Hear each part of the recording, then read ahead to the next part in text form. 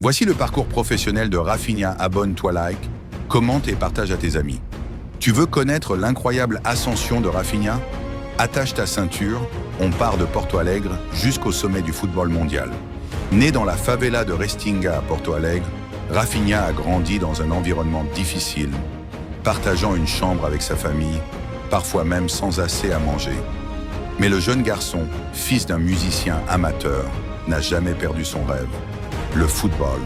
Son talent brut s'est révélé dans les tournois de rue, les fameux Varcea, joués sous la chaleur, la poussière et parfois les tirs dans le décor.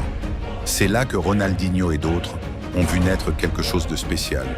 Il atterrit ensuite en Europe, d'abord au Portugal, avant de briller à Leeds United. En Premier League, il se forge une réputation de dribbleur explosif, capable de changer le cours d'un match. Mais en 2022, le grand saut, le FC Barcelone met près de 60 millions d'euros sur la table pour s'attacher ses services. Ses débuts au Camp Nou sont prometteurs, mais quelques blessures freinent sa progression. Pourtant, à l'été 2024, tout bascule. Sous la houlette d'Hansi Flick, il devient l'un des rares joueurs à jouer en tant que faux neuf sur l'aile, et le récit collectif s'inverse. Flick a foi en lui offre les clés du vestiaire, Raphinha ne le décevra pas. En 2024-25, c'est l'explosion. 34 buts, 25 passes décisives en 56 matchs. Un triplé historique, Liga, Copa del Rey, Supercoupe et des statistiques faramineuses en Ligue des Champions. 13 buts en 14 matchs, juste battus en demi par l'Inter. Des performances doubles extra larges, champion de Liga, MVP, meilleur joueur de la saison. Plus encore, il devient capitaine quand les cadres sont absents, incarne la maturité, la positivité, le leadership. Il se définit lui-même comme le papa, un guide pour les plus jeunes.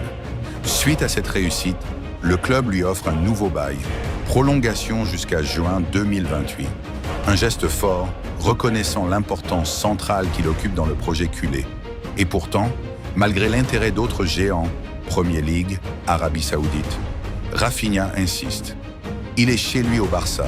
Il veut rester jusqu'à la fin. Ses mots sont clairs. Si vous n'êtes pas un top joueur, les gros clubs ne viennent pas. Il voulait prouver, il l'a fait. En sélection, il a dû purger un match de suspension pour accumulation de cartons jaunes et son absence face à l'Équateur a pesé lourd. Mais sa place dans la sélection est solide. Ancelotti, le nouveau sélectionneur, compte sur lui pour relancer l'attaque brésilienne dans la course au mondial 2026. Derrière les chiffres se dessine un homme, celui qui a grandi avec peu, qui a montré un mental d'acier, qui a forgé sa légende. Raphinha n'est pas qu'un ailier de talent, c'est une figure, un symbole. Alors, la prochaine saison s'annonce déjà palpitante. Ballon d'or en ligne de mire, tandem étincelant avec Yamal, Lewandowski, et pourquoi pas remporter la Ligue des Champions. Maintenant, dis-moi en commentaire, toi t'y crois à un ballon d'or pour Raphinha? Et tu penses quoi de sa place dans l'équipe de France ou dans la sélection? Abonnez-vous pour ne pas manquer les prochaines enquêtes sur les parcours incroyables des joueurs. Et surtout, dites-nous en commentaire quel footballeur mérite, selon vous, qu'on raconte son histoire.